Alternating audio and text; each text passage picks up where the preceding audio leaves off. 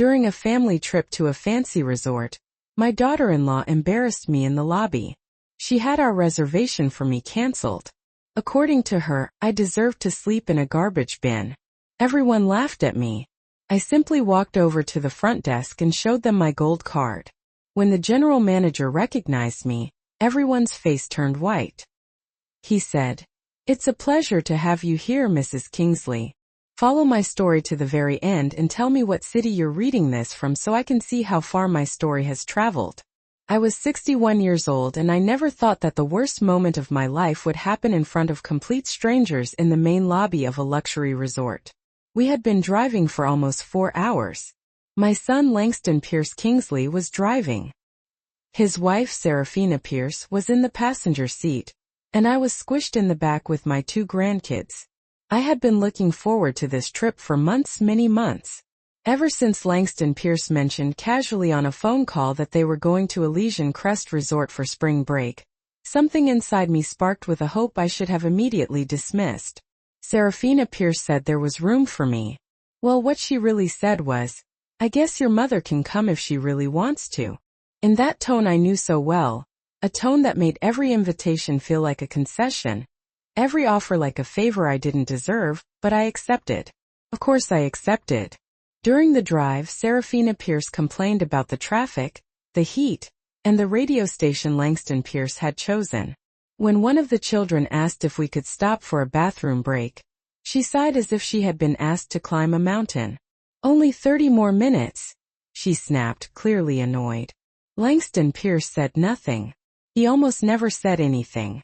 I looked out the window trying to get excited, trying to convince myself that maybe this time would be different, that maybe, just maybe, we could be a real family for a few days. Elysian Crest Resort came into view like something out of a magazine. White stone walls, perfect gardens, and a huge fountain at the main entrance. The parking lot was full of expensive cars, Mercedes, BMWs, and a few Teslas. Langston Pierce parked our average car among them, and for a moment I felt like I was part of something special. We walked into the lobby, and the air conditioning felt amazing after the heat in the car. The place was even more impressive inside.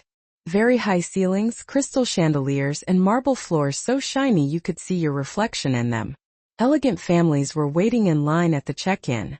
Employees were moving quickly and quietly. The soft sound of conversations mixed with instrumental music playing in the background. I fell behind as Langston Pierce and Serafina Pierce went to the counter. The kids ran toward a decorative fountain near the waiting area. I held my small rolling suitcase, suddenly feeling out of place in my simple floral dress and comfortable shoes. Serafina Pierce spoke to the young receptionist, a woman with dark hair pulled back neatly. I watched her check something on the computer. I saw Serafina Pierce nod and Langston Pierce sign some papers. Everything seemed fine, normal routine. Then Serafina Pierce turned to me. There was a certain look in her eyes that I recognized right away. It was the same look she had right before she made one of her innocent comments, the ones that always seemed like jokes, but left scars that lasted for days. She walked toward me slowly, her heels making a loud clicking sound against the marble. The lobby was full of people. Families waiting in line. Employees carrying bags. Guests sitting comfortably on the leather sofas. And Serafina Pierce raised her voice. She didn't yell, but she spoke loudly enough for everyone to turn and look. "We canceled your room, Geneva Kingsley." I froze. The words didn't make sense at first. I waited for Langston Pierce to say something to correct her, to explain that there was a mistake, but he just stared at the floor with his hands in his pockets. Serafina Pierce continued, her voice getting louder and clearer. "We're not going to waste money on a room for you. You can sleep in the garbage bin. It's what you deserve after all." Laughter. I heard laughter. Not from everyone but from some. An older man in a cashmere sweater chuckled quietly. A younger woman whispered something to her partner, and they both smiled. Even the receptionist looked down, uncomfortable, as if witnessing this was part of her job. And my son, my only son, the child I raised, the one I fed, the one I held when he had nightmares, he laughed. It wasn't a loud laugh. It was nervous, soft. But I heard it, and that was worse than any loud, mean laugh. The children didn't understand what was happening. My 9-year-old grandson, Caleb Pierce, looked at me confused. Grandma, is she going to sleep with us? Serafina Pierce pulled his arm. Quiet, sweetie. The adults are talking. I felt heat rise in my chest, then up my neck to my face. It wasn't just embarrassment. It was something deeper. A mix of humiliation, betrayal, and pain so strong I could barely breathe. The chandelier light seemed too bright. The sound of conversations became a distant buzz. My legs were shaking. For a second I thought about turning around and walking out, just leaving, calling a taxi, going back to the bus station, disappearing from their lives as they clearly wanted. But something inside me changed in that moment. It wasn't anger. Not yet. It was clarity.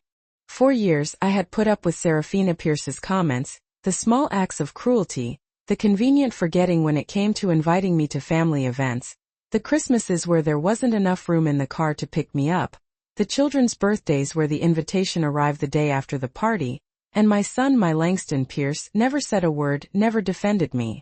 He always found an excuse, a reason, a way to minimize what his wife did.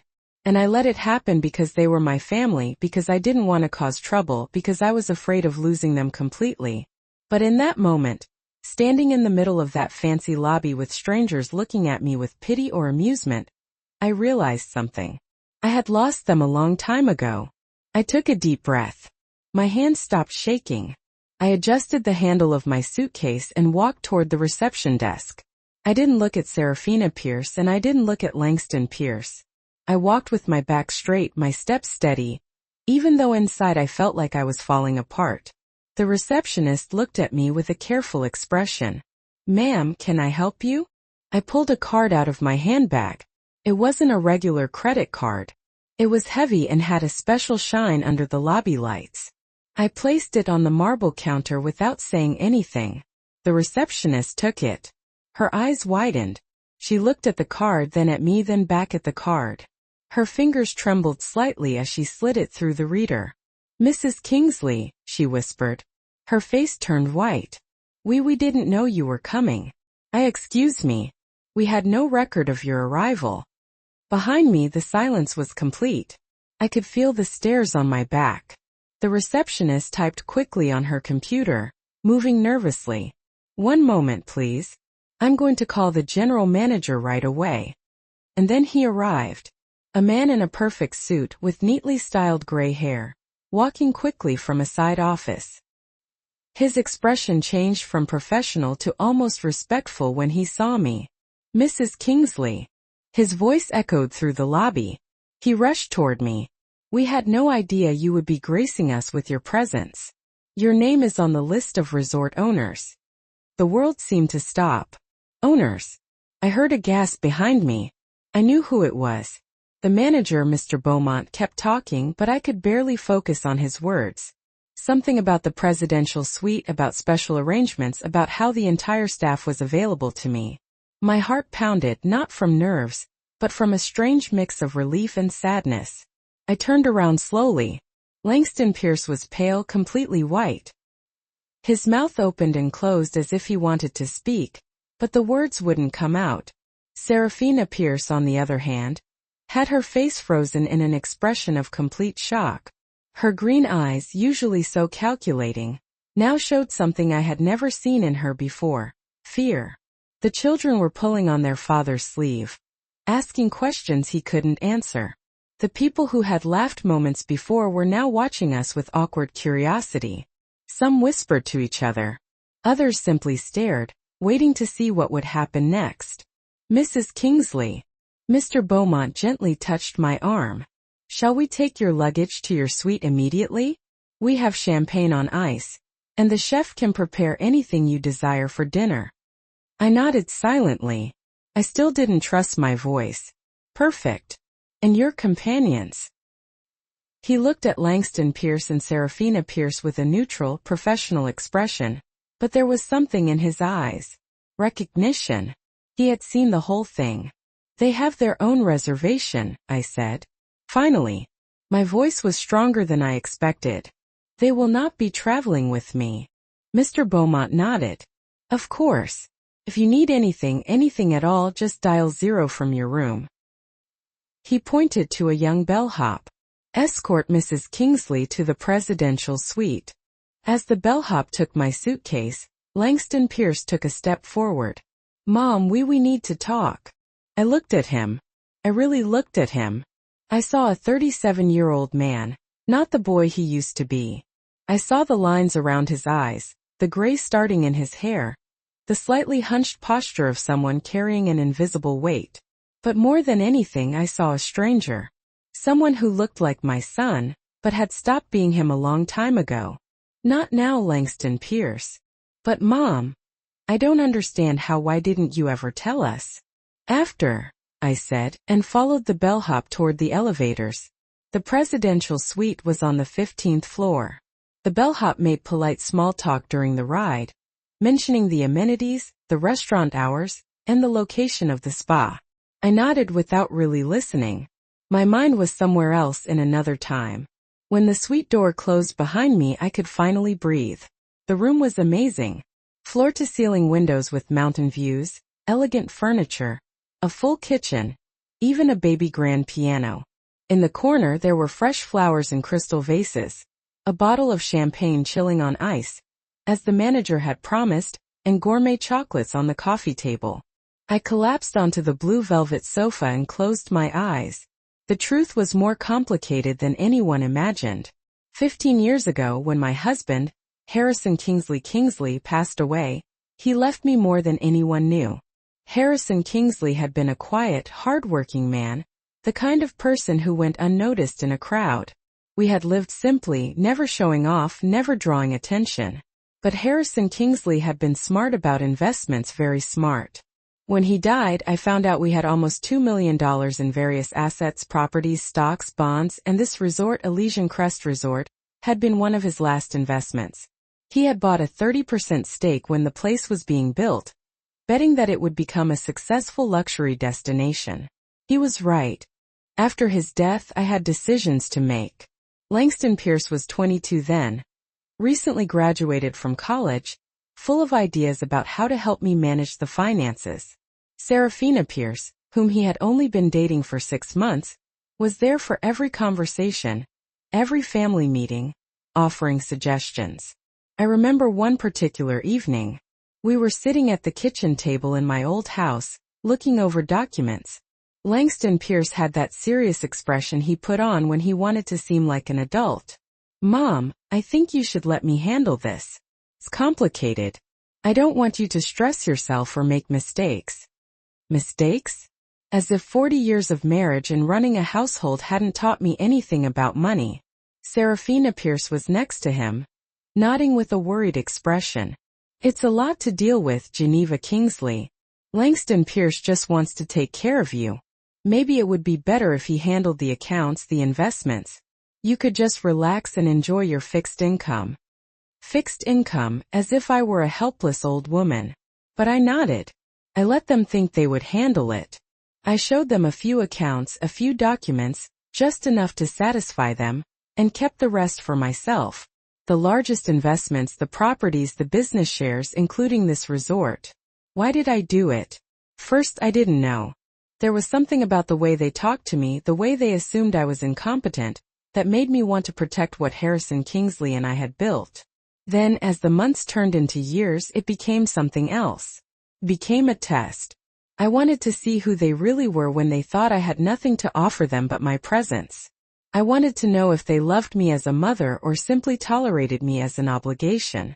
The answer came slowly and painfully. Langston Pierce and Serafina Pierce got married 1 year after Harrison Kingsley's death. They didn't ask me for any help with the wedding. Serafina Pierce said her parents would handle everything. I thought it was because they wanted to control the details.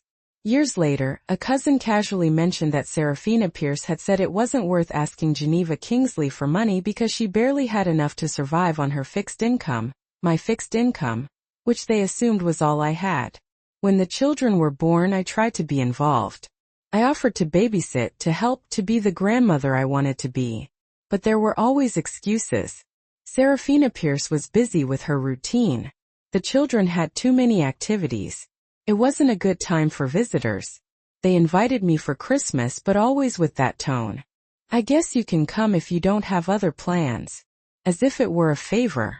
As if my presence were a burden they had to put up with. And the birthdays. Oh God. The birthdays. Langston Pierce never forgot Serafina Pierce's flowers, fancy dinners, expensive gifts.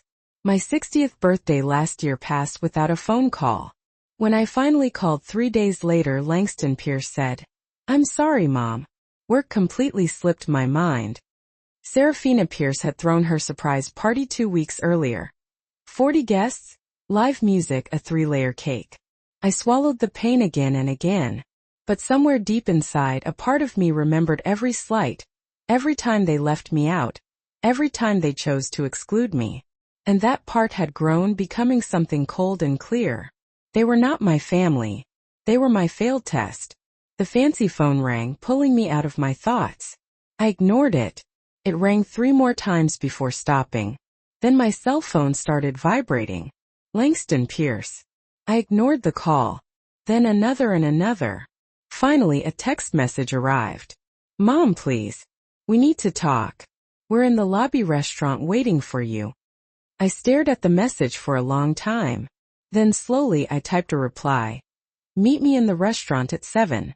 Just you and Serafina Pierce. The children should stay with the hotel sitter. Dinner was in 2 hours." I took a long shower, letting the hot water relax the tension in my shoulders. I put on a dress I had bought months ago but never worn. Elegant, deep navy blue with a cut that looked better on me than I remembered. I styled my hair, put on a little makeup. When I looked in the mirror, I saw something I hadn't seen in years. I saw a woman who didn't apologize for existing. I went down to the restaurant exactly at 7. The place was beautiful, dimly lit, with candles on every table and the soft clinking of glasses and silverware. I saw Langston Pierce and Serafina Pierce at a corner table. Langston Pierce looked agitated, nervously swirling his wine glass. Serafina Pierce had that look I knew well. Forced control, tight lips, hands on the table, fingers locked together too tightly. I sat across from them without a word. A waiter appeared immediately, filling my water glass and offering the menu. I ordered without looking, keeping my eyes on my son. The silence stretched out, thick and uncomfortable. Finally, Langston Pierce broke it. "Mom, why didn't you ever tell us?" I took a sip of water before answering. "Tell you what exactly? That I own this place? That I have money? All this time, we thought you were barely surviving on Dad's fixed income." "I never said that," I replied calmly. "You assumed it." Serafina Pierce leaned forward, her voice controlled but strained. "You made us look like fools out there in front of all those people." I looked her straight in the eye. For the first time in 15 years, I met her gaze without looking away. "No," I said softly. "You made yourselves look exactly like what you are." Serafina Pierce recoiled as if I had slapped her. Langston Pierce opened his mouth, but no sound came out. The waiter arrived with our appetizers, placing them carefully before quietly leaving. No one touched their plate. "I don't understand," Langston Pierce finally said, his voice trembling. "If you had money, if you had all this, why did you let us think you were poor? That I was a burden?" I finished for him. "That I needed your pity." I picked up my fork, cutting a piece of salmon with precise movements. "Because I wanted to see something." "See what?" Serafina Pierce practically spat the words out. I chewed slowly, enjoying the food they hadn't even tasted. "I wanted to see if you loved me without expecting anything in return. I wanted to know if I was worth something to you beyond what I could give you." Langston Pierce shook his head, confused. "Mom, we've always loved you. Always." The words would have moved me years ago. Now they just sounded empty. "Did you?" I asked softly. "Like when you left me out of the Christmas dinner 3 years ago because there wasn't room in the car. I checked later. You rented a 7-person SUV, and there were 5 of you." Langston Pierce blinked. There was a misunderstanding with the rental. "Or my 60th birthday last year," I continued, my voice still calm, almost conversational. "Not a call, not a text, but 2 weeks before you spent $5,000 on Serafina Pierce's surprise party. I called you afterward. Langston Pierce protested weakly. 3 days afterward, and only after I called first, I said, taking a sip of wine. And your excuse was that you were busy with work. Serafina Pierce leaned forward, her eyes gleaming with barely contained anger. This is ridiculous. You're acting like a resentful child, keeping score of every little mistake. Little mistake? I repeated. I placed the fork on the plate with a soft clink. Serafina Pierce, in 15 years, you've invited me to your house exactly 11 times. I counted. And of those 11, 6 were because you needed me to watch the kids while you went out.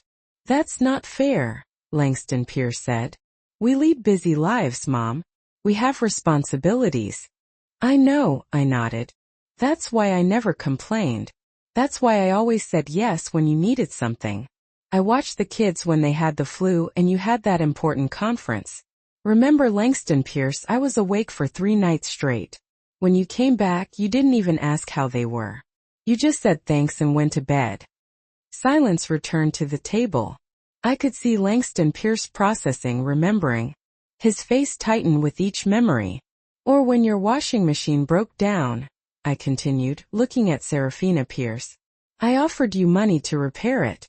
You said you didn't need charity from anyone, but 2 weeks later, you asked Langston Pierce to buy you a new one. He took $3,000 from his emergency fund. Serafina Pierce pursed her lips. We didn't know you could dash. Exactly, I interrupted. You didn't know because you never asked. You assumed I was poor, that I was a nuisance, that my only function was to be available when you needed me and to disappear when you didn't. Langston Pierce ran his hands through his hair, a gesture he'd made since childhood when overwhelmed. Mom, if you had told us dash, my voice rose for the first time. Not much, but enough for nearby tables to turn. I lowered my tone. If I had told you I had money, you would have treated me differently. Does that make this better or worse? Langston Pierce didn't answer. I took another sip of wine, feeling its warmth go down my throat. When your father died, you two came home every week, remember? Helping me with papers, with bank calls, with everything. I paused. But as soon as you thought everything was settled, as soon as you assumed I only had a basic fixed income and nothing more to offer, the visits spaced out. First every 2 weeks, then once a month, then only holidays, and then not even that. We had the kids, Serafina Pierce protested. We had a life to build. I know, I nodded. And I never asked to be the center of your life. I only asked not to be forgotten completely. Langston Pierce took a deep breath, his eyes watering. Mom, I didn't realize. I didn't know you felt this way. I didn't look at him directly. Not once did you notice that your wife spoke of me as if I were a burden. Not once did you wonder why your mother spent every single holiday alone. He fell silent. I looked at Serafina Pierce. Last Christmas, your sister posted pictures of your family dinner on Facebook. I saw all of you. 20 people around that huge table, Langston Pierce's family, yours, friends. I was a 15-minute drive away. I ate a turkey sandwich in front of the television. You told us you had other plans, Serafina Pierce said defensively. I lied, I said. Because I knew the invitation was out of obligation, not because you genuinely wanted me there. I placed my napkin on the table. And the truth, Serafina Pierce, is that I prefer to be alone than to endure another dinner where you treated me like furniture. That's unfair, she hissed. I've always been nice to you. Nice. I let out a humorless laugh. Serafina Pierce, you told your mother I was difficult to please. I heard you. I was in the bathroom at your house during Thanksgiving dinner 2 years ago. You two were in the kitchen. You said I was critical, demanding, that I always found something to complain about. Serafina Pierce paled slightly. I've never complained. Not about the food, not about how you raise your kids, not about anything. But you needed to paint me as the villain to justify how you treated me. I stood up from the table. So no, I wasn't the one who made you look like fools this afternoon. You did that all by yourselves. Wait. Langston Pierce stood up too. You can't just leave. We have to fix this. There's nothing to fix, Langston Pierce. You showed me who you are for 15 years and I finally believed you. So what? Serafina Pierce's voice was shrill. Are you going to punish us? To disinherit us? Was this all just to humiliate us? I looked at her with a mix of pity and exhaustion. No, Serafina Pierce. I'm not going to punish you. I don't need to. You're already living with the consequences of your choices. I'm just refusing to continue living with them. Mom, please. Langston Pierce caught up to me, grabbing my arm. His touch was gentle, almost pleading. Give me a chance to fix this. Just tell me what to do. I looked at him. I saw tears in his eyes. I saw genuine regret on his face. But I also saw something else. I saw a 37-year-old man who had just realized his mother had money, and that he had wasted years of potential benefits. I don't want you to fix anything, I said softly, freeing my arm. I just want you to leave me in peace. I returned to my suite with a heavy heart but a clear mind. The room phone started ringing 20 minutes later. I disconnected it. My cell phone vibrated constantly with messages. I silenced them all. I poured myself a glass of wine from the minibar and went out onto the balcony. The nighttime view of the mountains was breathtaking. Flickering lights from distant homes, stars shining in a clear sky, the cool air filling my lungs. For the first time in 15 years I felt light. The next morning I went down to the restaurant early. I ordered breakfast. I enjoyed fresh coffee and toast with homemade jam. I read the newspaper an employee courteously brought me. It was almost normal, almost peaceful until Langston Pierce appeared. He looked terrible, swollen eyes, wrinkled clothes, as if he hadn't slept. He sat across from me without asking permission. I didn't sleep all night, he said, his voice. I've been thinking, remembering, and you're right, Mom, about everything. I continued eating my breakfast. Serafina Pierce and I fought hard. She says you're overreacting, that you're being manipulative, but he rubbed his hands over his face. I started remembering things I had ignored, things I let slide because it was easier than confronting Serafina Pierce. I took a sip of coffee and I realized I've been a bad son. His voice broke. The worst son. Yes, I said simply. You have been. He seemed surprised by my blunt honesty. But Langston Pierce, I continued, setting down my cup. I didn't come here looking for an apology. I didn't come here looking for you to finally see what you've done. I came because Serafina Pierce invited me, and foolishly I thought maybe things would be different. They can be, he said quickly. We can change. I can change. Why? I asked. Because now you know I have money. Because you realize there might be an inheritance to lose. No, he protested. But there was doubt in his eyes. Because you're my mother. I've always been your mother, Langston Pierce. That didn't change yesterday. What changed was your perception of what I can offer you. He remained silent, unable to deny it. I got up from the table, leaving enough cash to cover the bill, even though I knew I didn't need to. I'm going home tomorrow. You can stay the rest of the week. It's paid for. Consider it my last gift as a mother. Last? His voice trembled. Mom, you can't be serious. Completely serious. I slung my handbag over my shoulder. I don't want your money back or your empty apologies. I just want peace. And that peace does not include continuing to be treated as a second-class citizen in my own family. I left him sitting there, his head in his hands, but I knew it wasn't over. It's never that simple with family. I spent the rest of the morning at the resort spa. I had a massage, a facial.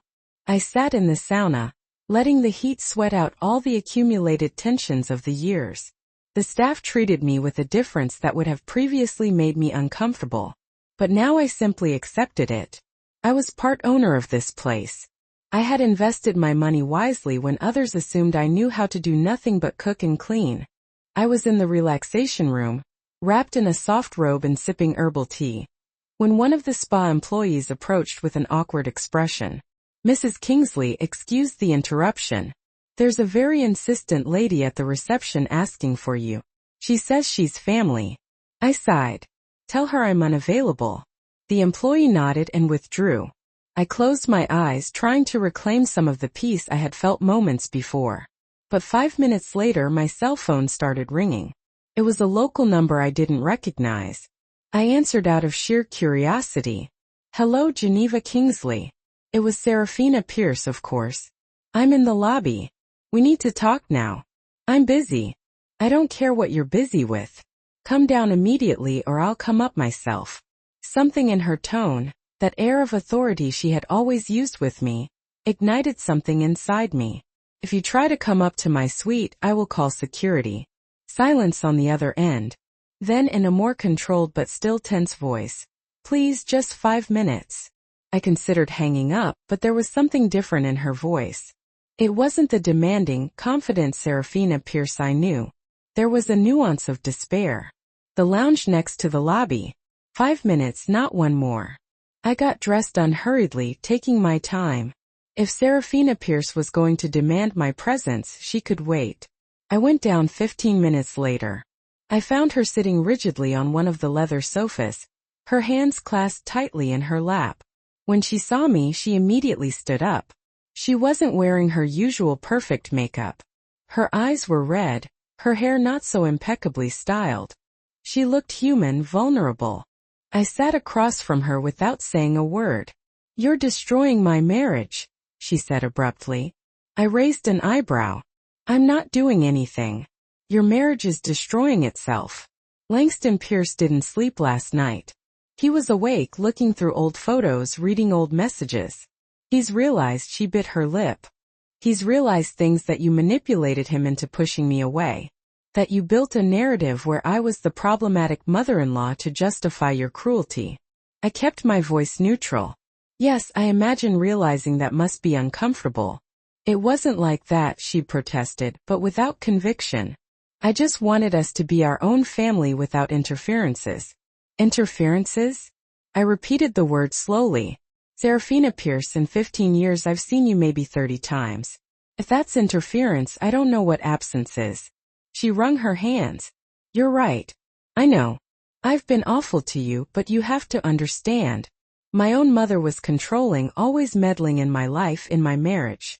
When Langston Pierce and I got married, I swore I wouldn't let that happen. So, you assumed I would be the same? Yes. She said it so quietly I barely heard her. And every time you tried to get closer, I saw it as an invasion, as control. So I pushed you away. She paused. And Langston Pierce let me because he trusted me. Because I made him believe I was doing it for us. It was the most honest confession I had heard from her. But it came too late. Far too late. And now what, Serafina Pierce? You're here to apologize because Langston Pierce finally opened his eyes, or because you realize there's money you could have been enjoying all these years? Her face contorted. It's not about the money. It's not. I leaned forward. Because just yesterday you said you had canled my room. You sent me to the garbage bin. Did you do that out of family love? Tears began to roll down her cheeks. I was angry. I don't know. I was annoyed because Langston Pierce insisted you come because once again, we had to put up with his mother. And in my head, you were this figure who represented everything I didn't want to be. A nosy, needy, demanding mother-in-law. I never was any of those things. I know, she sobbed openly now. I know. And Langston Pierce is throwing it in my face. He's reviewing every moment, every excuse I gave not to invite you. Last night he yelled at me. He told me I'm cruel, that I'm manipulative, that I've become my mother. She covered her face with her hands. And he's right. Seeing Serafina Pierce break down like this should have given me satisfaction, should have felt like vindication, but I only felt weariness. Serafina Pierce, I didn't come here to destroy your marriage. I came because foolishly I still had hope. Hope that maybe, just maybe, we could be family. But what you did yesterday in front of all those people only confirmed what I already knew. I am not welcome in your life, and I probably never was. I can change, she said desperately. I can be better. Just give me a chance. A chance for what? To pretend you appreciate me? To invite me to awkward dinners where we all pretend the last 15 years didn't happen? I shook my head. No, Serafina Pierce, I don't want that. Then what do you want? Her voice was pleading. Tell me what to do and I'll do it. I want you to leave me alone. The words came out colder than I intended. I want you and Langston Pierce to live your lives, raise your children, And forget about me because that's what you've been doing anyway. Now we'll just make it official. She stood up abruptly. You can't be serious. The kids need you. Langston Pierce needs you. The kids don't know me. And Langston Pierce, I paused. Langston Pierce made his choice a long time ago. He chose his comfort over my well-being. He chose your version of reality over the truth. And now that the truth is out, I can't just pretend that doesn't matter. Serafina Pierce wiped her tears with the back of her hand. You're his mother. Mothers are supposed to forgive. Supposed to. I looked at her with a mixture of disbelief and sadness. Serafina Pierce, I've spent 15 years forgiving. Forgiving every omission, every slight, every small humiliation. Forgiveness isn't infinite, and mine ran out yesterday when you told me I deserved to sleep in a garbage bin. She stood there trembling. Then in a low voice she asked, what are we going to tell the children? That is not my problem. I stood up. But if you want my advice, tell them the truth. Tell them their grandmother tried to be a part of their lives, but their mother wouldn't let her. And when they finally had a chance to be a real family, they chose to humiliate her publicly. That will make them hate me. Possibly, I said. But it's better they hate the truth than love a lie. I started to walk away, but her voice stopped me. Geneva Kingsley. I turned halfway. You're right about everything, and I'm sorry. I'm so sorry I treated you like that. I'm sorry I wasted 15 years, and I'm sorry it's too late to fix it. Her voice broke again. But for what it's worth, I truly regret it. I looked at her for a long moment. I saw genuine repentance in her eyes. I saw a woman facing the consequences of years of cruelty. And for a second, just 1 second, I considered giving in. But then I remembered. I remembered every lonely Christmas, every forgotten birthday, every poisonous comment disguised as a joke. And I remembered yesterday standing in that lobby feeling the humiliation burn my skin while my own family laughed. I know I said finally, but I'm sorry doesn't undo the damage. And it certainly doesn't rebuild 15 years of broken trust. I left her there crying on the leather sofa and went up to my suite. That afternoon, I called the general manager of the resort. Mr. Beaumont, I need to make some changes to my stake here. We met in his office, an elegant room overlooking the gardens. I explained my situation, or at least enough for him to understand. He was discreet, professional, but I saw comprehension in his eyes. Mrs. Kingsley, are you sure? This has been a very successful investment for you. I know, but I need a change. I need to separate myself from anything that ties me to this area, to this life. I signed the papers he had prepared. Sell my share, find another investor, use the money to establish a trust for my grandchildren accessible only when they turn 25, but neither Langston Pierce nor Serafina Pierce will have access to it. Mr. Beaumont nodded, taking notes. And your suite, your privileges, they will end tomorrow when I leave. I understand. He paused. If I may say so, ma'am, I regret what happened in the lobby. The staff is quite dismayed by how you were treated. It's not your fault or the staff's. I stood up. Sometimes family is the most dangerous place to be. I returned to my suite and began packing. I didn't have much. I had never been one to accumulate things. As I folded my clothes, my cell phone rang. It was Langston Pierce. I hesitated but finally answered. Yes, Mom. His voice sounded broken. Serafina Pierce told me about your conversation. Please don't do this. Don't abandon us. I am not abandoning you, Langston Pierce. You abandoned me years ago.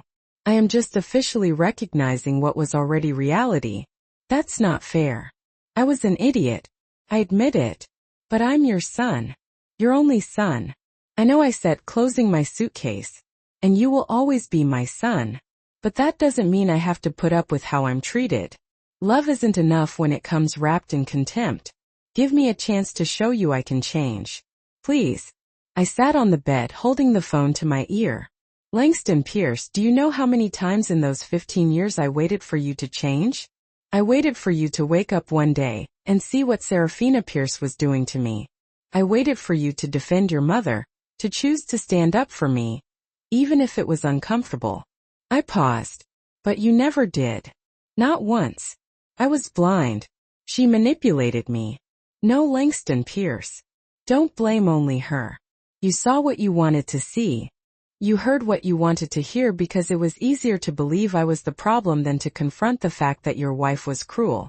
Silence on the other end, then in a barely audible voice. What do I do now? Live your life. Be better with your children than you were with me. And someday when you're ready to be honest with yourself about all of this, maybe we can talk. When will that be? I don't know.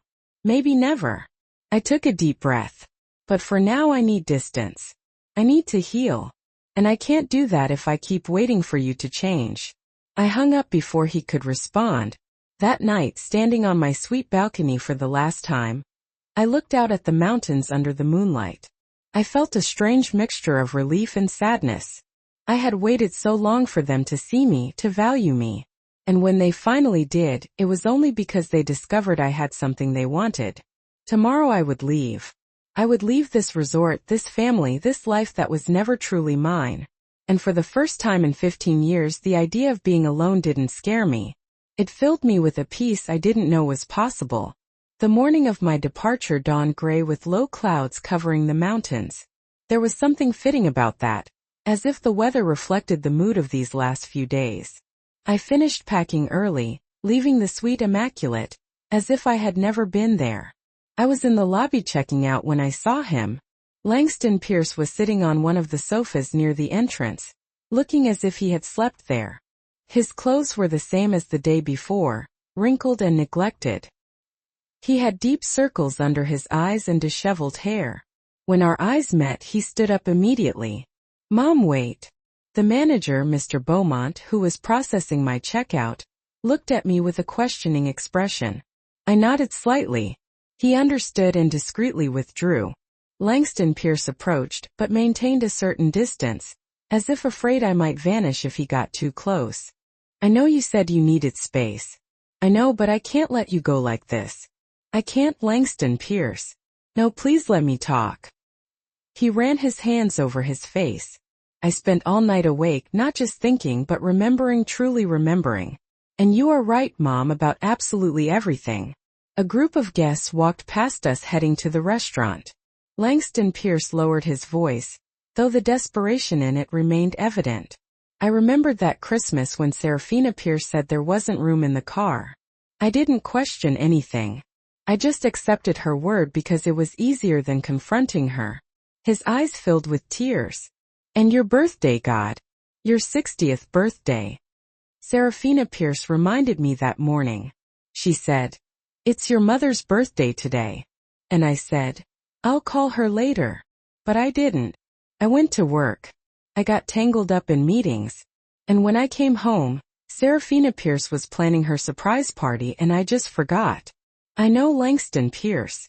No, you don't know everything. Last night after you talked to Serafina Pierce, she told me everything.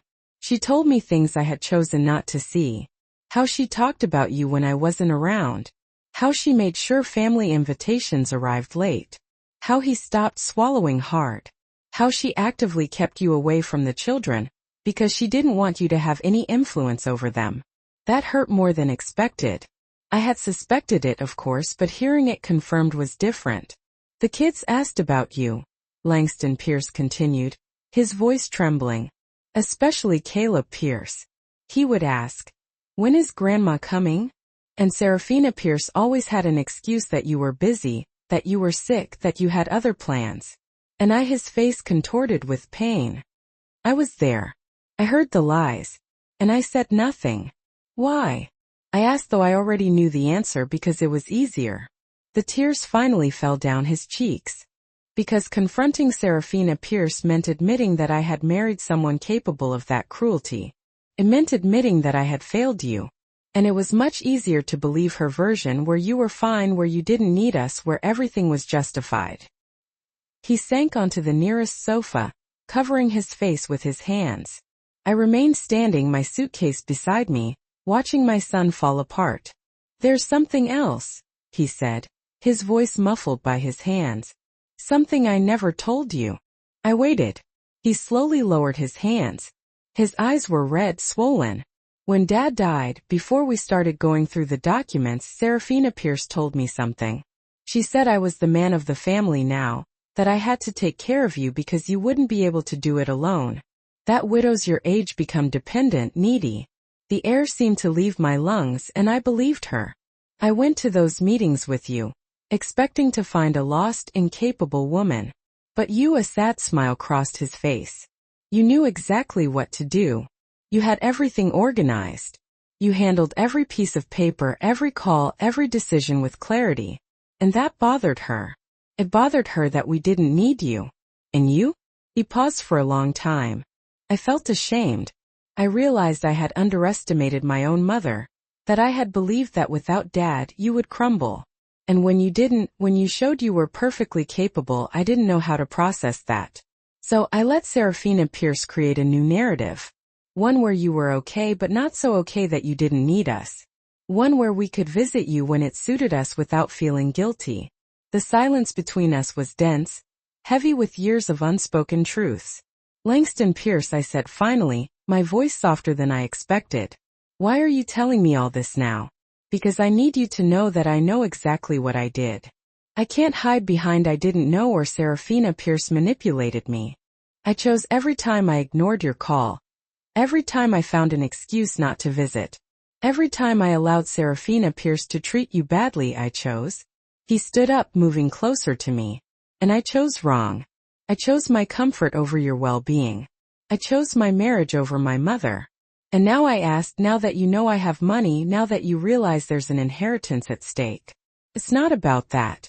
His voice was firm despite the tears. Last night, before Serafina Pierce told me everything, before I processed anything about the money, I looked at old photos. I found one from my college graduation. Dad was there. You were there.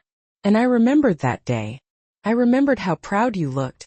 How you hugged me and told me I had achieved something incredible. He wiped his tears with the back of his hand. And then I looked at more recent photos. Caleb Pierce's elementary school graduation last year. Serafina Pierce was there. Her parents were there. My in-laws, but you weren't. And I realized we hadn't even invited you. We hadn't even thought of you, Langston Pierce. I let my son grow up without knowing his grandmother. I let Serafina Pierce turn my children into strangers to you. His voice became more desperate. And it wasn't because of the money I didn't know you had. It was because it was easier to keep you at a distance than to deal with the discomfort of including you. Part of me wanted to console him.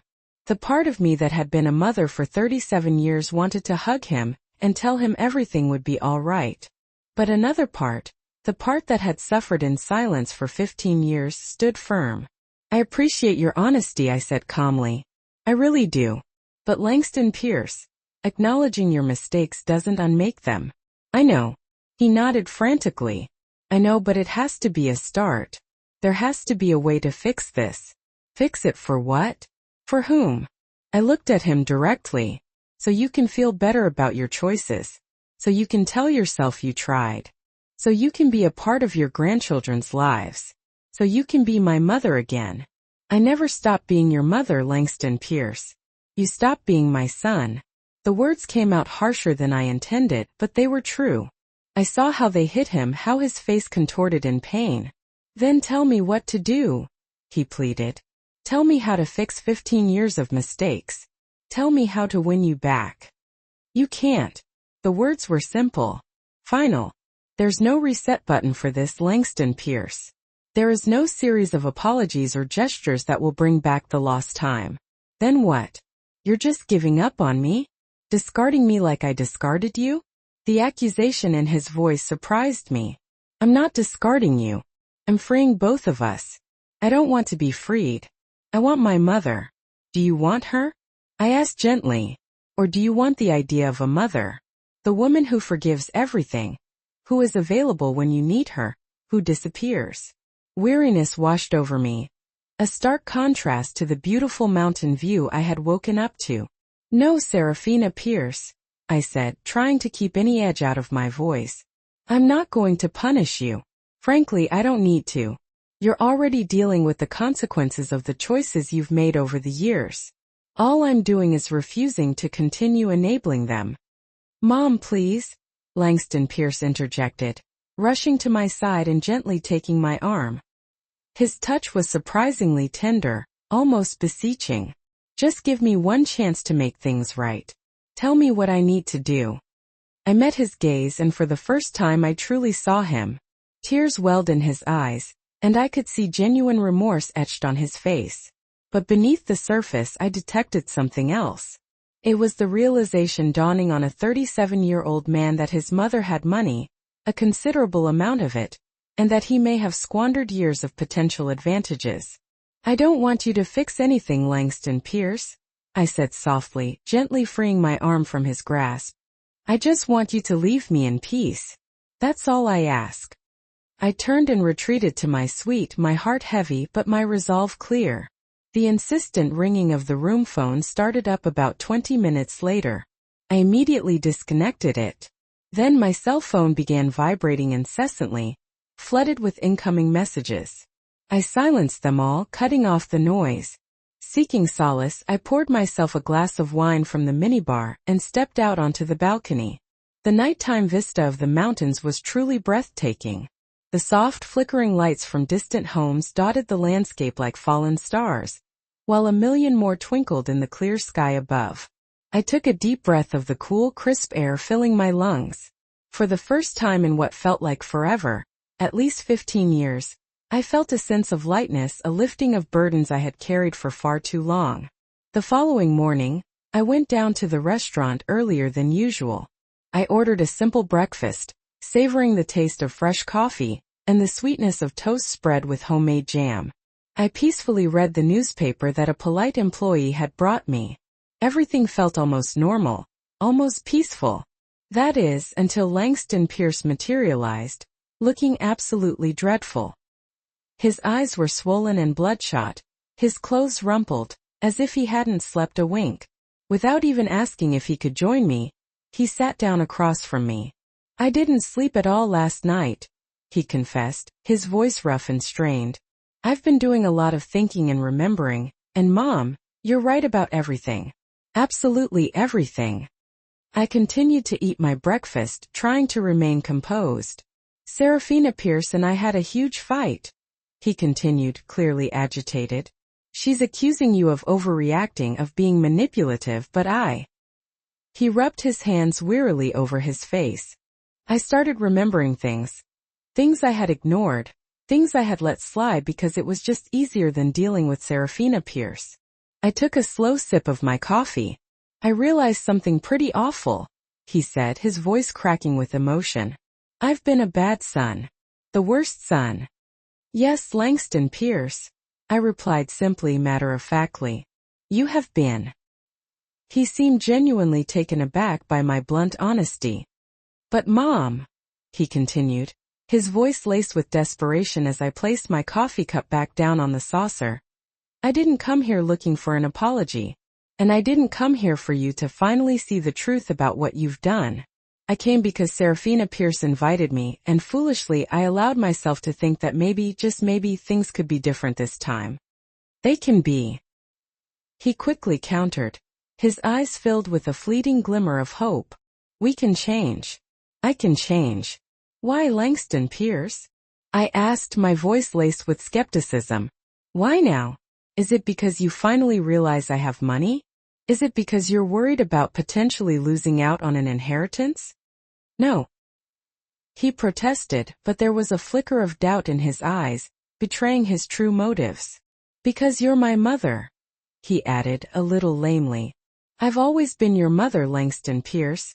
I reminded him, my voice unwavering. That didn't suddenly change yesterday. What did change was your perception of what I can offer you. He remained silent, unable to deny the truth of my words.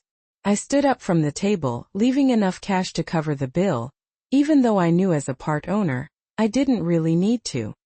I'm going home tomorrow, Langston Pierce. You're welcome to stay for the rest of the week. It's already paid for. Consider it my last gift. As a mother. Last? He asked, his voice trembling with emotion. Mom, you can't be serious. Oh, I'm completely serious, I assured him, slinging my handbag over my shoulder. I don't want your money back, and I don't want your empty apologies. All I want is peace. And that peace simply cannot include continuing to be treated like a second-class citizen by my own family. I left him sitting there, slumped in his chair with his head in his hands, but I knew deep down that it wasn't truly over. With family, it's almost never that simple. I decided to spend the rest of the morning indulging in some much-needed self-care at the resort spa. I treated myself to a long, luxurious massage and a rejuvenating facial. I sat in the sauna, letting the intense heat sweat out all the accumulated stress and tension of the past years. I noticed that the staff treated me with a level of deference that would have made me uncomfortable in the past. But now I simply accepted it, knowing that I was, after all, a part owner of this place. I had invested my money wisely over the years, even when others assumed I was only capable of cooking and cleaning. I was relaxing in the quiet room, wrapped in a soft robe and slowly sipping a cup of herbal tea, when one of the spa employees approached me, looking flustered.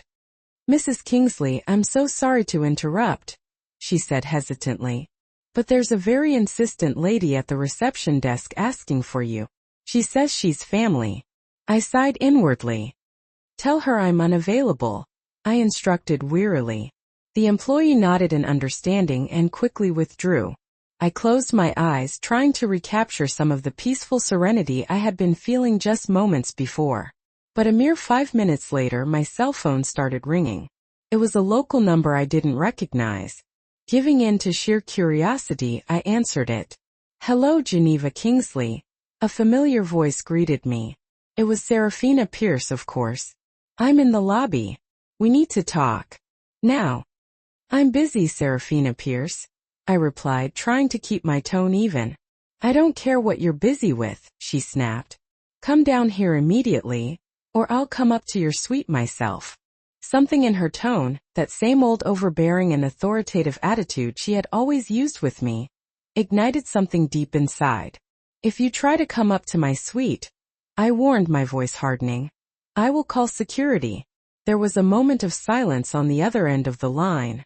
Then, in a more controlled but still tense voice, Serafina Pierce said, "Please, just 5 minutes. That's all I ask." I considered simply hanging up on her. But there was something different in her voice this time. It wasn't the demanding, self-assured Serafina Pierce I had come to expect. There was a distinct nuance of despair, a vulnerability I hadn't heard before. "The lounge next to the lobby," I conceded reluctantly. 5 minutes, Serafina Pierce. Not one more. I got dressed slowly, deliberately taking my time. If Serafina Pierce was going to demand my presence, she could certainly wait. I finally went downstairs about 15 minutes later. I found her sitting rigidly on one of the leather sofas in the lounge, her hands clasped tightly together in her lap. When she saw me, she immediately stood up. I noticed that she wasn't wearing her usual flawless makeup, and her eyes were red and puffy. Her hair wasn't as impeccably styled as usual either. For once, she actually looked human and vulnerable. I sat down across from her without saying a word, waiting for her to begin. "You're destroying my marriage," she blurted out abruptly, her voice trembling slightly. I simply raised an eyebrow in response. "I'm not doing anything, Serafina Pierce. Your marriage is destroying itself." "Langston Pierce didn't sleep at all last night," she continued, her voice cracking with emotion. "He stayed up all night looking through old photos and reading old messages. He's realized." She bit her lip, struggling to maintain her composure. "He's realized all the things that you manipulated him into, pushing me away. That you created this entire narrative where I was the problematic mother-in-law, all to justify your cruelty." I kept my voice calm and neutral. "Yes, Serafina Pierce, I imagine realizing all of that must be quite uncomfortable." "It wasn't like that," she protested, but without much conviction. "I just wanted us to be our own family without interferences." "Interferences?" I repeated the word slowly, deliberately. "Serafina Pierce, in the past 15 years I've seen you maybe 30 times. If that's interference, I truly don't know what absence is." She wrung her hands nervously. "You're right," she admitted, her voice barely above a whisper. "I know. I've been awful to you, Geneva Kingsley, but you have to understand where I'm coming from. My own mother was incredibly controlling, always meddling in my life, in my marriage. When Langston Pierce and I got married, I swore I wouldn't let that happen to me. So, you just assumed that I would be the same? I asked, prompting her to continue. Yes, she said so quietly that I barely heard her. And every time you tried to get closer to us, I saw it as an invasion, as an attempt to control me. So I pushed you away. She paused, taking a shaky breath. And Langston Pierce let me do it because he trusted me, because I made him believe that I was doing it all for us, for our family. It was the most honest confession I had ever heard from her. But it had come far too late, after years of damage had already been done. And now what, Serafina Pierce? I asked, my voice hardening. Are you here to apologize because Langston Pierce has finally opened his eyes? Or because you've realized there's money that you could have been enjoying all these years? Her face contorted with a mixture of anger and frustration. It's not about the money, she insisted, but her voice lacked conviction. It's not. I leaned forward, interrupting her. Because just yesterday you said you had canceled my room, that you sent me to sleep in the garbage bin. Did you do that out of some sense of family love? Tears began to stream down her cheeks, and she looked away. I was angry, Geneva Kingsley. God, I don't even know. I was annoyed because Langston Pierce insisted that you come, because once again we had to accommodate his mother. And in my head you were this figure who represented everything I didn't want to be. A nosy, needy, demanding mother-in-law. And I was never any of those things, I said quietly but firmly. I know, she sobbed openly now, burying her face in her hands. I know that now. And Langston Pierce is throwing it all in my face. He's reevaluating every moment, every excuse I ever gave him not to invite you to things.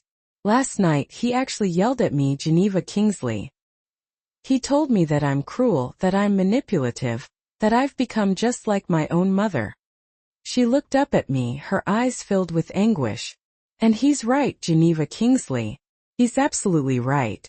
Seeing Serafina Pierce break down like this should have given me some sense of satisfaction, a feeling of vindication after all these years. But instead all I felt was weariness. Serafina Pierce, I didn't come here to destroy your marriage. I came because, foolishly, I still held on to some hope that maybe, just maybe, we could actually be a family. But what you did yesterday, in front of all those people, only confirmed what I already knew deep down. I am not welcome in your life, Serafina Pierce, and I probably never truly was. I can change, she said desperately, her voice pleading. I can be better. Just give me a chance. A chance for what, Serafina Pierce? I asked, my voice laced with skepticism. To pretend that you appreciate me? To invite me to awkward dinners where we all pretend that the last 15 years never happened? I shook my head slowly. No, Serafina Pierce, I don't want that. Then what do you want, Geneva Kingsley? She asked, her voice filled with desperation. Tell me what to do and I'll do it. Just tell me. I want you to leave me alone, Serafina Pierce, I said, the words coming out colder and harder than I had intended. I want you and Langston Pierce to live your lives, raise your children, and simply forget about me because that's what you've been doing anyway. Now we'll just make it official. She stood up abruptly, her eyes wide with disbelief. You can't be serious, Geneva Kingsley. The kids need you. Langston Pierce needs you. The kids don't even know me, Serafina Pierce. When you don't. Because that woman doesn't exist anymore. Langston Pierce died yesterday in that lobby when your wife humiliated me, and you laughed. I wasn't laughing because it was funny. I laughed because I was nervous and didn't know what to do. You could have defended me. You could have stopped Serafina Pierce before things escalated that far. You could have done a million different things, but you chose to laugh. I picked up my suitcase, and that laugh told me everything I needed to know. Langston Pierce desperately blocked my path, begging, Please, Mom, not like this. Don't let it end like this. I corrected him. I'm not ending anything. You ended this years ago. I'm just officially recognizing it. He protested. The kids need you. I responded. The kids have parents. They have grandparents on Serafina Pierce's side. They'll be fine. And me. His voice completely broke. I will be fine too. I looked at him, this man who had been my baby, my little boy, my son. I saw the genuine pain in his eyes. I saw the regret, but I also saw years of damage that couldn't be erased with tears. I don't know Langston Pierce, I said honestly, but that is no longer my responsibility. I moved to walk past him, but his voice stopped me one last time. Is there anything I can do? Anything?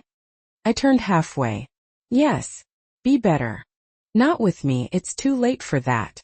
But be better with your children. Teach them that people aren't disposable, that family isn't just a word. And when they grow up and ask about their grandmother, tell them the truth. Tell them they had her but you lost her. This time when I walked toward the exit, he didn't stop me. The taxi was waiting. The driver took my suitcase and put it in the trunk. Before getting in, I looked back one last time. Langston Pierce was still in the lobby, motionless, watching me leave. I had imagined this moment in so many different ways.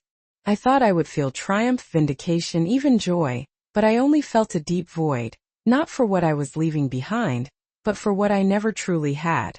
I got into the taxi. To the airport, please.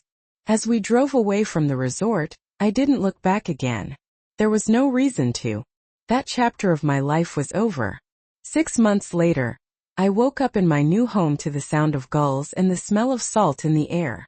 The house I had bought on the Northern California coast was modest compared to what I could afford, but it was perfect. 2 bedrooms, an open kitchen with an ocean view, and a small garden where I had planted herbs and wildflowers. It was mine, completely mine. I made coffee and went out onto the terrace with a blanket over my shoulders. The sunrise painted the sky in oranges and pinks, and the waves gently crashed against the rocks below. This morning ritual had become sacred to me. It was the moment where I simply existed without expectations, without disappointments, without the pressure of being who others needed me to be. The first few months after leaving the resort had been strange. Langston Pierce called me 17 times the first week. I let them all go to voicemail. I listened to every message not because I wanted to reply, but because I needed to confirm my decision. Every call was the same. Apologies, please, promises of change. But the words no longer meant anything. The words had never been the problem.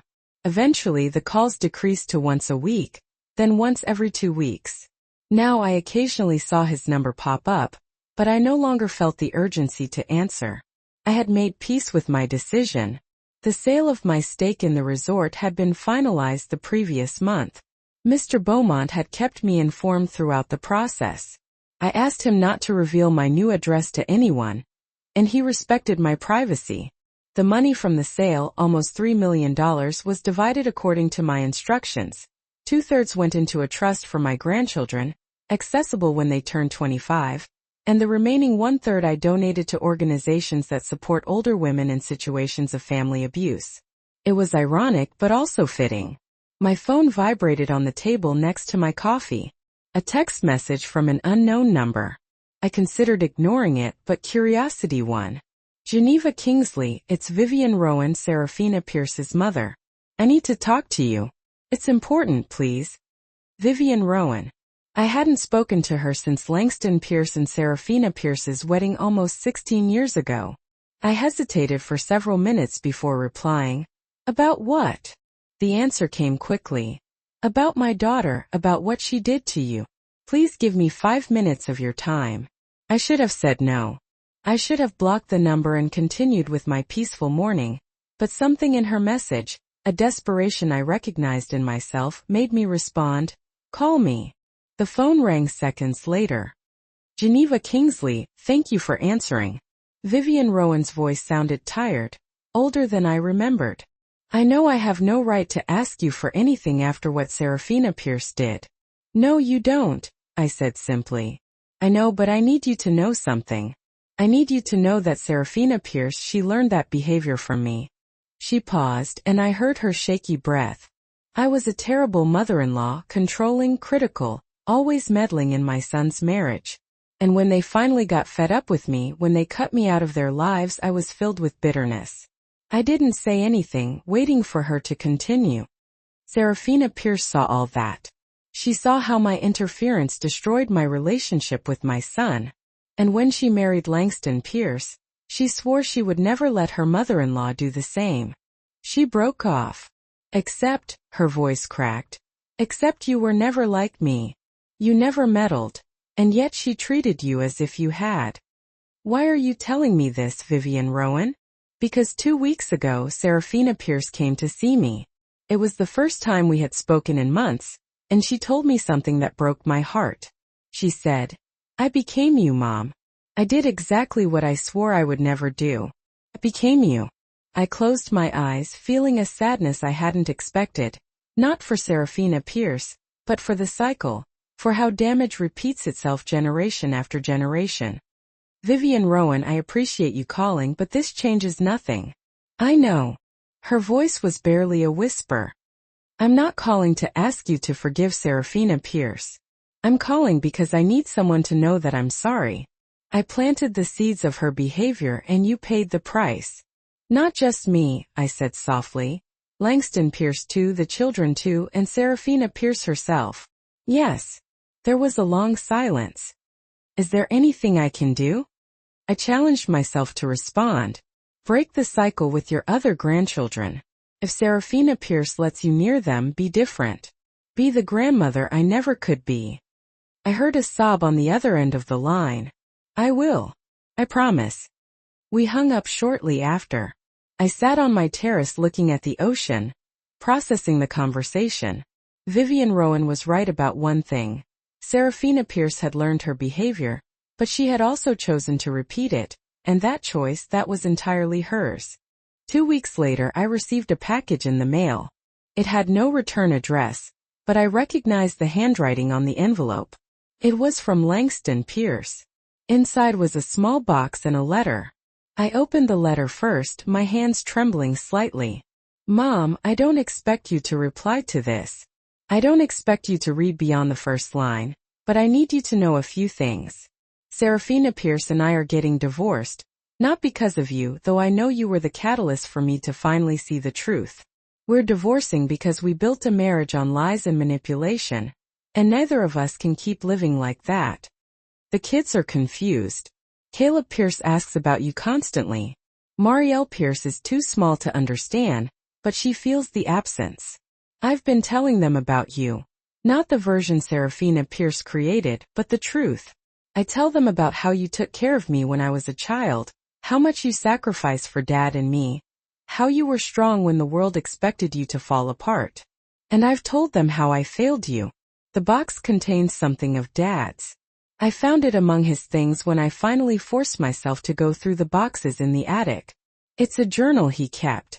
In it, he talks about you a lot, about how much he admired you, about how you were his favorite person in the world. There's one entry in particular that is marked. It's from the day he died. He wrote it that morning before his heart attack. It says, if anything happens to me, I know Geneva Kingsley will be fine. She's the strongest person I know. But I hope Langston Pierce sees it too. I hope he takes care of her the way she deserves, not the way he thinks she needs. I read it and I cried for 3 days straight because Dad knew you. He saw you and I never did. I'm not sending this to get your forgiveness. I'm sending it because you deserve to know that Dad loved you exactly as you were, and that I eventually learned to see what he always saw. Be happy, Mom. Be everything you could never be when you were trying to be part of our family.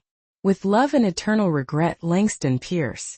I held the letter with trembling hands. Silent tears rolled down my cheeks as I opened the box.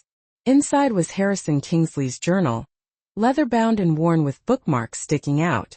I opened it to the page Langston Pierce had pointed out. Harrison Kingsley's familiar, cherished handwriting filled the page.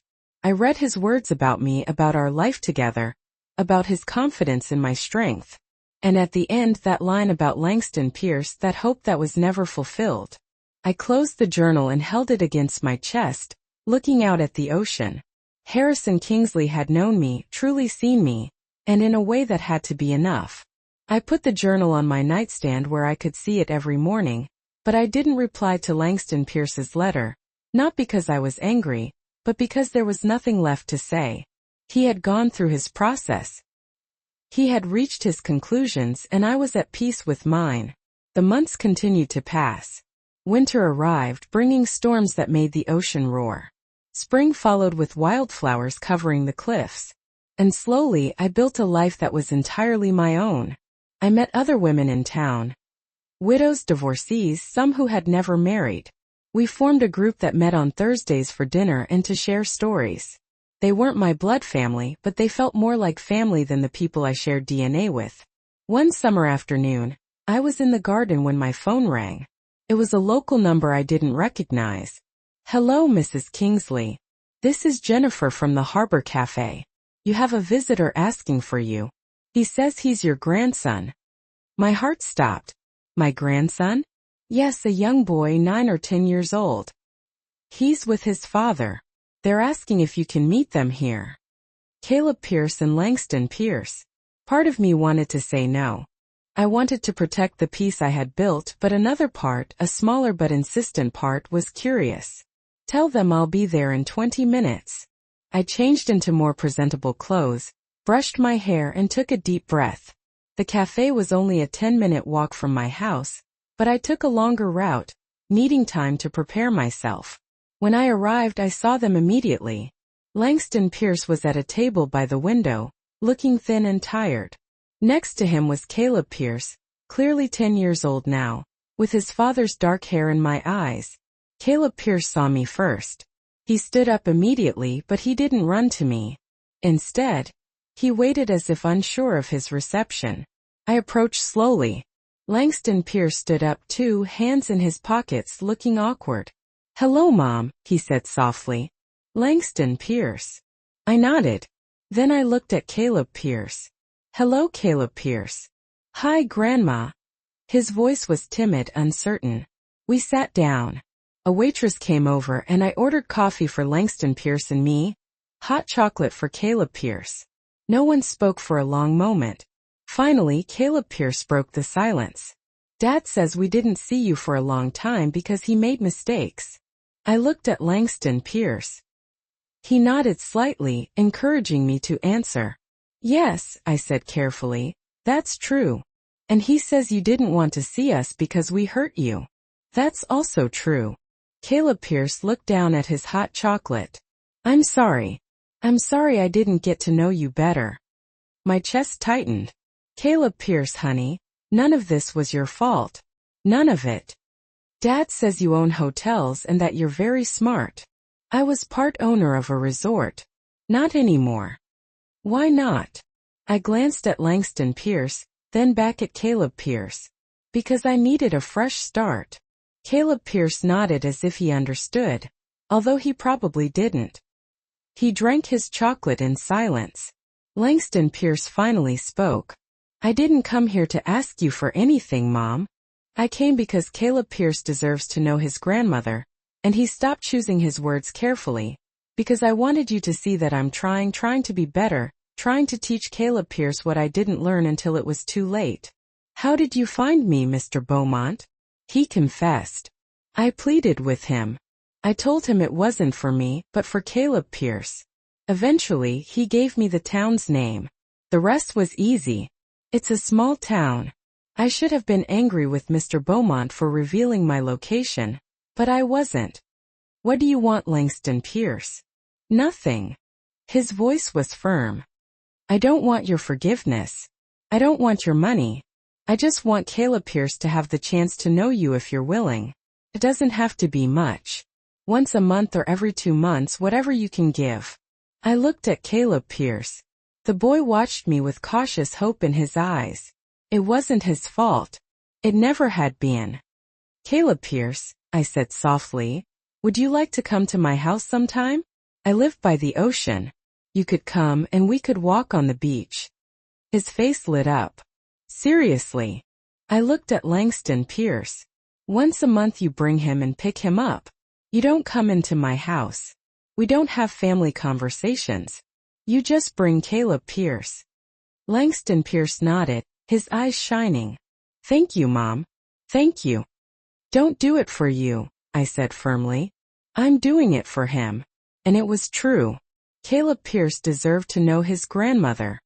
He deserved that connection, and I deserved the chance to be a grandmother on my own terms. The visits began the following month. Langston Pierce brought Caleb Pierce and left him for 3 hours. Sometimes we walked on the beach collecting shells. Other times we baked cookies in my little kitchen. Slowly Caleb Pierce began to open up, talking about school, his friends, his fears, and his parents' divorce. He didn't talk about Serafina Pierce, and I didn't ask. It wasn't my place. Langston Pierce kept his word, dropping Caleb Pierce off and returning exactly at the agreed-upon time. He didn't try to come in. He didn't seek deep conversations. Sometimes I saw him waiting in his car and wondered what he was thinking, but it wasn't my concern. 6 months after that first visit, Caleb Pierce and I were sitting on my terrace eating sandwiches when he said, "Dad says you're the strongest person he knows." "Oh really?" "Yeah. He says you were strong even when no one noticed. He says that's what being strong really means." I felt a lump in my throat. Your dad is wiser than he used to be. He says he wishes he had been like that before. Caleb Pierce looked at me with serious eyes. He says he lost you because of his own fault, and that it's the biggest mistake of his life. I didn't know what to say to that. Caleb Pierce continued, but he also says the best thing he can do now is make sure I don't make the same mistakes, that I know how to value people while they're still here. I looked toward the ocean, blinking back tears. Your dad is right about that. That night, after Langston Pierce picked up Caleb Pierce, I sat on my terrace with a glass of wine. My phone was on the table beside me, and for the first time in almost a year, I considered calling Langston Pierce, not to forgive him, not to rebuild what had been broken, but to tell him that I saw him trying, that I saw his efforts, even if they didn't change the past. Instead, I sent a simple text message. Caleb Pierce is a good boy. You're raising him well. The reply came minutes later. Thank you, Mom. That means more than you know. I didn't reply, there was no need. Months turned into a year. Caleb Pierce kept coming, and slowly we built our own relationship. It wasn't perfect, but it was real. It was honest, and it was on my terms. Langston Pierce never asked for more than I was willing to give. Marielle Pierce, his younger daughter, was now 7 years old, and sometimes she came with Caleb Pierce. She was shy, more cautious, but also sweet. I told them stories about their grandfather, Harrison Kingsley. I taught them to cook recipes he loved. I showed them photos of when Langston Pierce was a child. We weren't a traditional family, but we were something, and that something was enough. One autumn afternoon, 2 years after leaving the resort, I was in my garden planting tulip bulbs when I heard footsteps on the gravel path. I looked up, expecting to see one of my friends from town. It was Langston Pierce, alone without the children. I slowly stood up, taking off my gardening gloves. It's not visiting day. I know. He stopped several feet away, respecting the space. I needed to tell you something. I waited, not inviting him closer. Serafina Pierce got remarried to someone she met in therapy. He let out a bitter laugh. Ironic, right? But I didn't come to talk about her. I came because he took a deep breath. Because I finally understood something. I understood that I don't need your forgiveness to move forward, that my job isn't to get you to forgive me, but to make sure Caleb Pierce and Marielle Pierce never have to ask for forgiveness for the same things. And I asked, my voice neutral, and you came to tell me. Thank you for letting Caleb Pierce and Marielle Pierce know you, for giving them what I wasted, and, his voice broke slightly, to tell you that I finally understand what it means to be strong. It means knowing when to walk away. It means setting boundaries even when it hurts. It means choosing yourself when no one else will. The ocean wind blew between us, carrying the scent of salt and autumn flowers. I lost you a long time ago, he continued. And I spent years not accepting it, but now I do. You're not my mom in the way you used to be.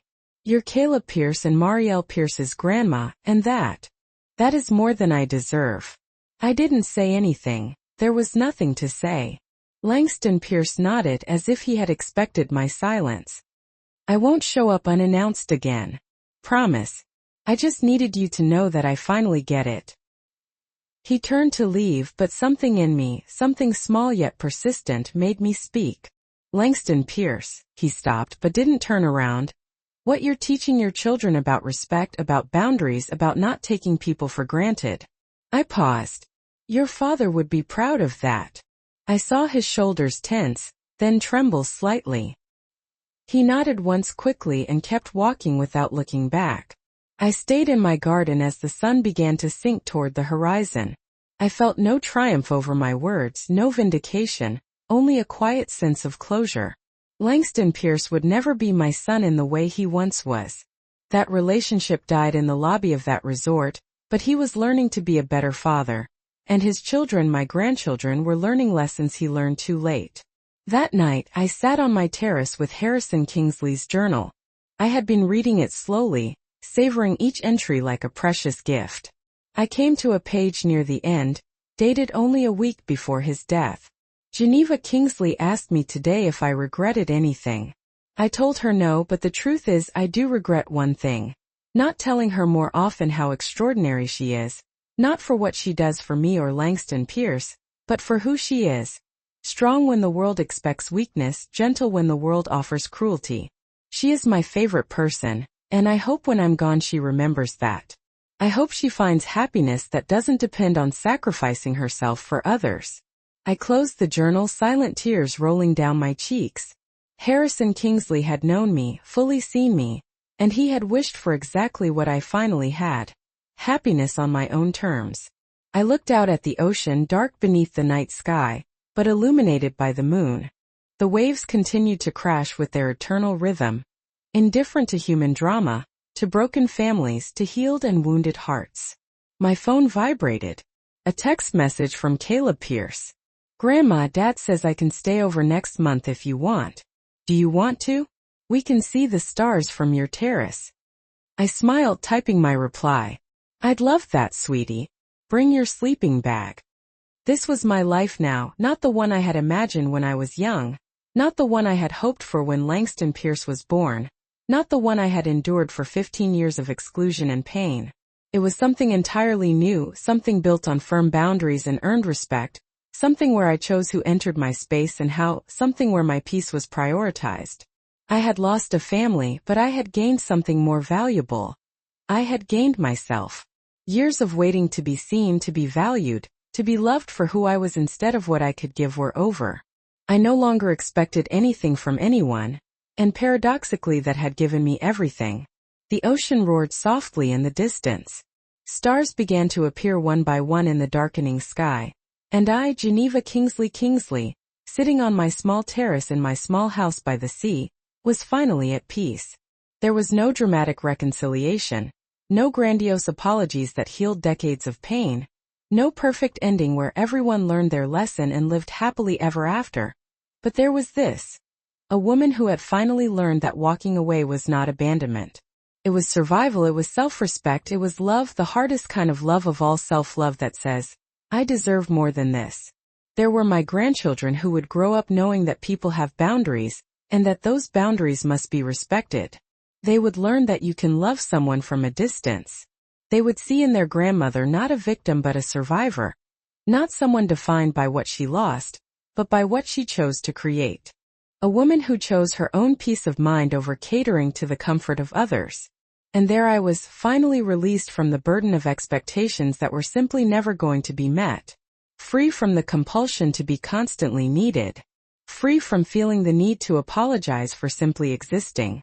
Freedom, as I came to understand, doesn't always make a grand entrance with trumpets blaring.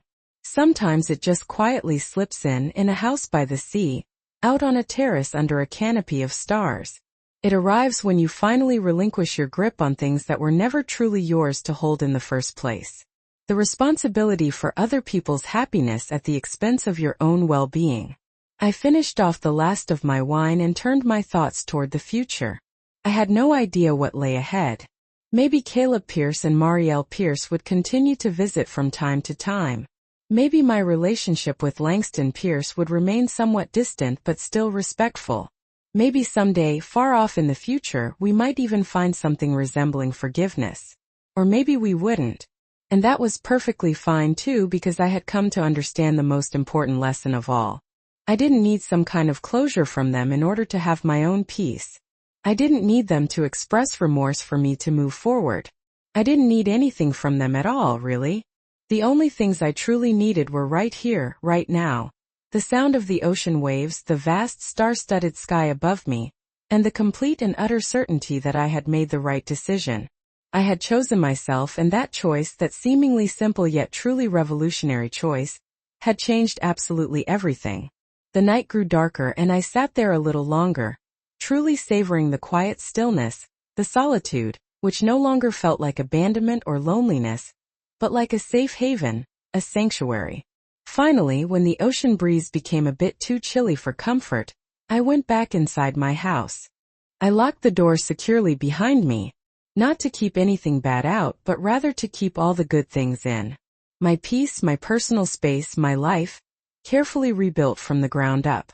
And for the first time in more years than I could even begin to count, I went to sleep without that familiar weight on my chest, without a million questions swirling in my mind, without needing all the answers, without pinning my hopes on things that would only end up hurting me in the long run, only with the deep, quiet satisfaction of a woman who had finally found her way back home, back to her true home, back to herself.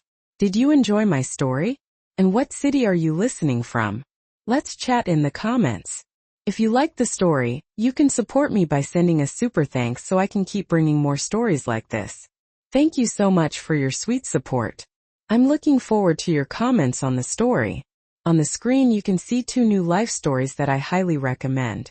There's so much more on my channel. Don't forget to subscribe. See you in the next life story. With love and respect.